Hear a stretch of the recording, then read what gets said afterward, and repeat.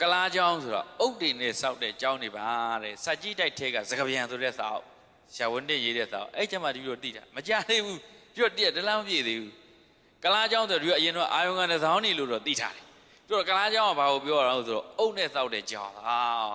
ဟုတ်တယ်အဲ့ဒါကြောင့်သူကခံတက်တွေတောက်တဲ့အခါအဲ့ဒီကလားเจ้าလို့ခေါ်တယ်အုတ်တွေနဲ့စောက်ထားတဲ့အစောက်ဦးတွေဖျားမဟုတ်ဘူးဆိုအကုန်ဖြတ်အဲ့မှာခံတက်စောက်ဒါကြောင့်ဒီလိုနိုင်ငံရဲ့စာကြီးတိုက်တွေကဗကန်ခစ်နေရစစ်တလင်းဖြစ်သွားတယ်။ဘာဖြစ်သွားလဲ။စစ်တလင်းဖြစ်သွားတယ်။ပညာရေးကနေစီးရေးပဲရောက်သွား။ပညာမတက်တဲ့မင်းဆိုရဥဆောင်တဲ့အခါကျတော့လေတရုတ်ပြည်မင်းလက်ထက်မှာဟုတ်လား။နောက်အဲ့ဒီမှာဘသူဝင်းကူရလို့မြာ။တမိုင်းထဲမှာနည်းနည်းလေးလုပ်ကြည့်ပါအောင်ထုတ်ကြည့်သွားမှာ။တရုတ်နဲ့စစ်ဖြစ်တော့ဘသူဝင်းကူอ่ะ။ညာ။ပန်းတကူမတခေ။နောက်ထပ်ရောရှင်ဒိတာပါမောက်ခါဟုတ်တယ်မလားရှင်ဒိတာပါမောက်လေ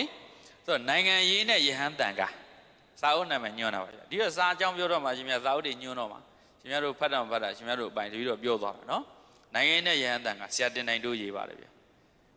ဘုန်းကြီးတွေနိုင်ငံရေးလုံးမယ်ဆိုရင်လေအဲ့စာအုပ်တော့ဖတ်တဲ့နေတင်တယ်ခေတ်ဆက်ဆက်နဲ့ယဟန်တန်ကတွေကဘယ်လိုနိုင်ငံရေးမှာပါဝင်ခဲ့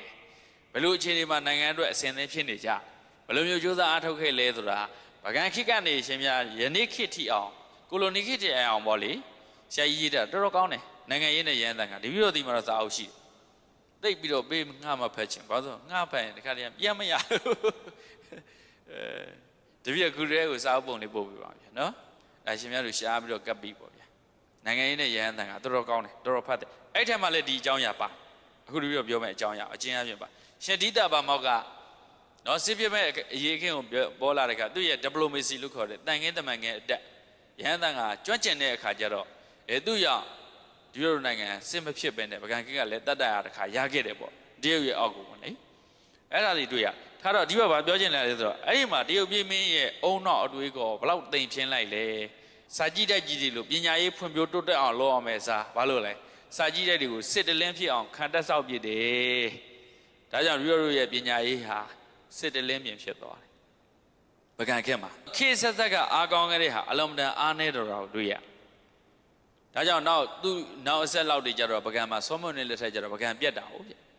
ဗကန်က50သက်လို့လည်းပြောတယ်58သက်လို့လည်းပြောတယ်ကဲတမိုင်းလေးနဲ့ကောက်ကြည့်အောင်ဗျာဗကန်ဦးဆုံးတီထောင်တာဘယ်သူလဲဗျာနော်ထားနောက်ထပ်ရောသမုဒ္ဒရေဟုတ်တယ်ဗကန်သမုဒ္ဒရေကစပထမပကံဒုတိယပကံတတိယပကံသရုတ်ပကံပကံ4သက်ရှိပါတယ်ဗျပကံဘယ်နှဆက်လဲဗျ40နော်ပကံ4သက်